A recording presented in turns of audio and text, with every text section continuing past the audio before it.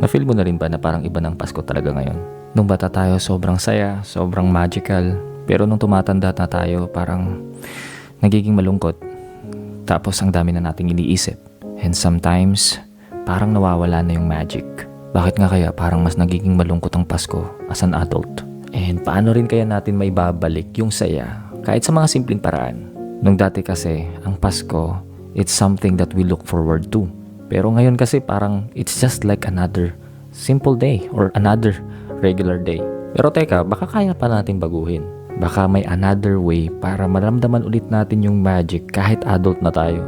Grabe kasi nung bata tayo, ang saya lang no? Pagsapit ng Burr months pa lang, ramdam na ramdam mo na yung spirits ng Christmas. Nakadecorate na yung mga bahay, naglalakihan yung mga parol sa mga bintana, maraming mga pailaw, Christmas lights, may mga Christmas tree, maraming nangangaroling.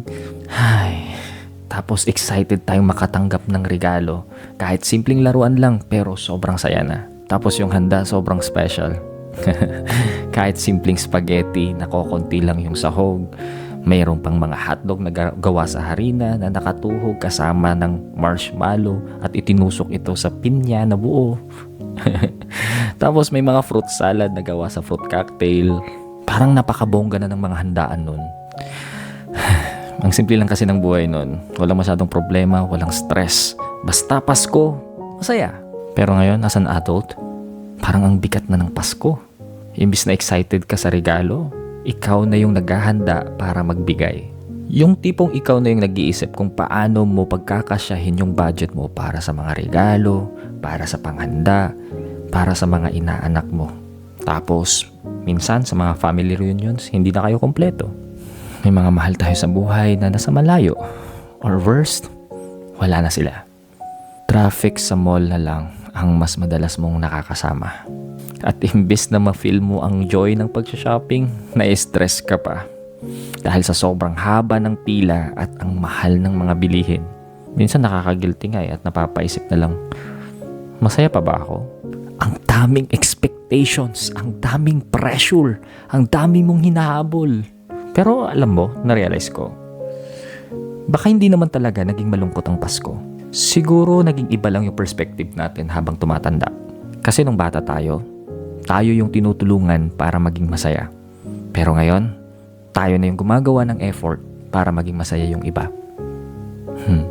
Siguro mas nararamdaman natin yung bigat dahil mas naiintindihan na natin at nararamdaman natin yung hamon ng buhay. Pero doon din kasi natin makikita yung totoong essence ng Pasko. We will realize na ang Pasko ay it's not all about gifts, decorations, parties, or magagarbong handa.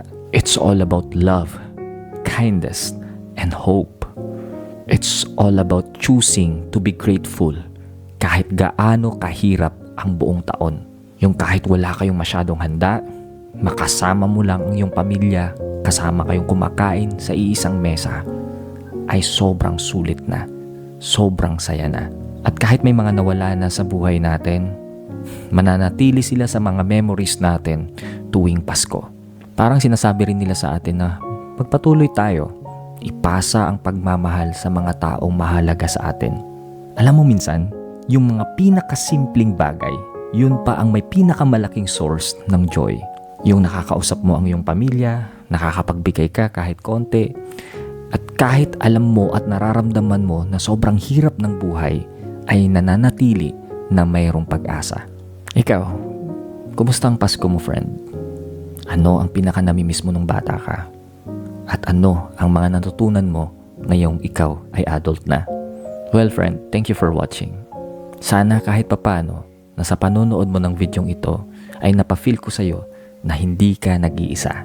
Let's try to bring back the joy and magic of Christmas. Kahit sa simpleng paraan, always remember na ang Pasko ay tungkol sa pagmamahalan, pag-asa at pagbibigayan. Merry Christmas sa'yo, friend. And thank you for being part of my journey. This is a friendly reminder, your friend that reminds. Silent night, holy night, all is calm, all is bright.